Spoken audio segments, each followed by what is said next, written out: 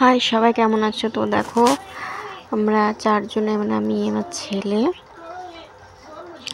আমার শ্বশুর আর আমার শাশুড়ি, আমরা চারজনে চলে গিয়েছিলাম হচ্ছে চন্দননগর জগদ্ধাত্রী ঠাকুর দেখতে। তো ওখানে আমার মাই শাশুড়ি বাড়ি আছে। এই নিয়ে 3 বছর যাচ্ছি। আগের 2 বছর তো আমার বর ছিল, এবার একটু মনটা খারাপ, আমার বর নেই। তো যাই হোক আমরা চারজনে যাচ্ছি। তো থাকলে একটু ভালো হতো, মানে ঘুরতে একটু ভালো হতো। তো দেখো চলে এসে আমি সোজা হাত মুখ ধুয়ে ড্রেস মানে একদম জামা কাপড় ছেড়ে তারপরে চলে এসে এখানে হচ্ছে সব লাইটিং টাইটিং সাজাচ্ছিল। এখানে এসে বসেছিলাম।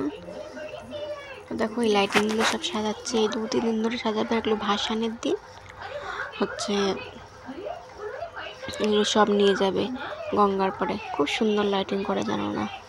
তো তারপরে দেখো ঘরে চলে গেলাম দুপুরবেলা খাবার জন্য। খেয়ে দিয়ে তারপরে সবাই মিলে সন্ধ্যাবেলা চলে গেছিলাম ঠাকুর দেখতে। তার আগে যাওয়ার আগে দেখে এত পরিমাণে ভিড় সন্ধ্যেবেলা। তোমরা সন্ধ্যেবেলায় যাইনি, ভুল বলে ফেলেছি, সন্ধ্যেবেলা যাইনি ঠাকুর দেখতে। দেখো এর মধ্যে ঠাকুর দেখতে যাওয়া যায়? তোমরাই বলো। আমরা গিয়েছিলাম রাত্রি 12:30টার সময়, বাড়ি এসেছিলাম 2:30টার সময়। তো তখন আমার ছেলে আর যায়নি, ঘুমিয়ে পড়েছিল। আর এরকম ভিড়ের ভিতরে সন্ধ্যেবেলায় যাওয়া সম্ভব? তো দেখো তারপরে সবাই যে রেডি হয়ে চলে এসেছিলাম। দেখো তাও দেখো কি পরিমাণে ভিড়। আমি এনে 3 বছর দেখলাম জগদ্ধাত্রী পুজো।